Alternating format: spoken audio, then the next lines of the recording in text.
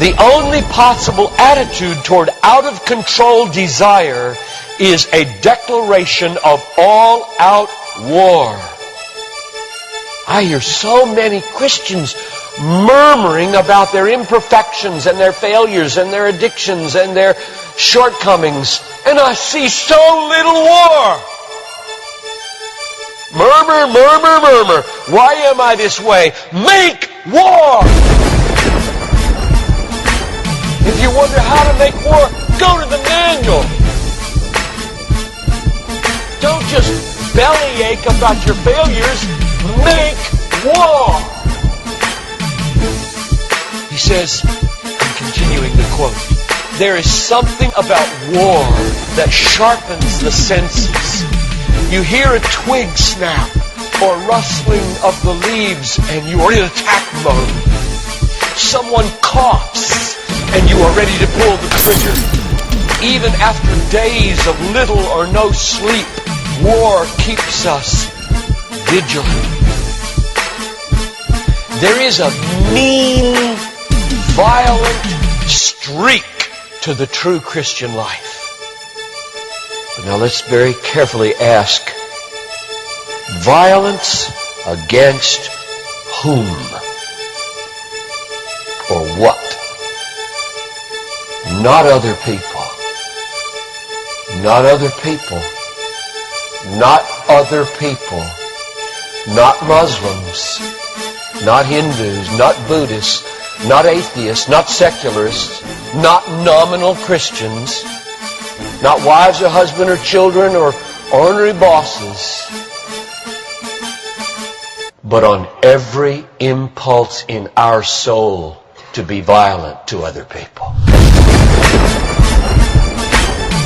Violence, a mean streak in Christianity, against our own selves and all in us that would make peace with sin and a settling in peacetime mindset. We make war on that in us. It's a violence against all lust in ourselves, all enslaving desires for food, caffeine, sugar, chocolate, alcohol, pornography, money, the praise of man, approval of others, power, fame. This is our enemy. This is where we make war. It is a violence against all racism in our souls, all sluggish indifference to injustice in our souls, a violence against all indifference to poverty and indifference to abortion in our souls. Did you know that in the warfare of Romans, Satan doesn't show up until chapter 16?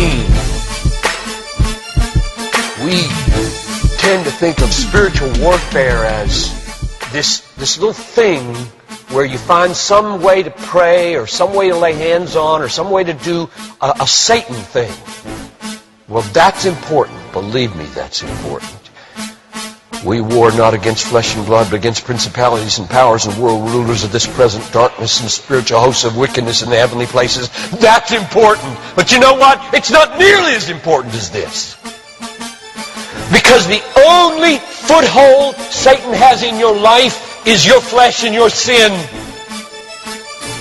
Nobody goes to hell because of Satan. The only reason we go to hell is sin. Much more important than fighting Satan is fighting sin.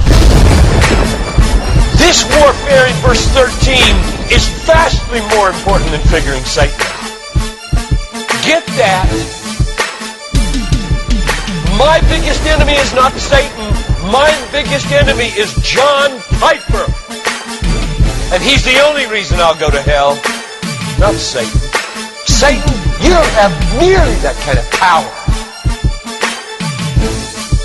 And therefore, I really care about us learning how to do this battle. Christianity is not a settle in, live at peace with the world the way it is religion. Like most Christians live their daily lives. Verse 13. If by the Spirit you kill. There's a mean streak in Christianity, and it's not against anybody else but ourselves. In fact, it's against the meanness of ourselves against other people. If you feel like you're a mean person against others, a harsh person, a critical person, you know your problem? You haven't learned to make war. You haven't learned to be mean. You haven't learned to get violent against your violence, against your meanness, against your critical spirit.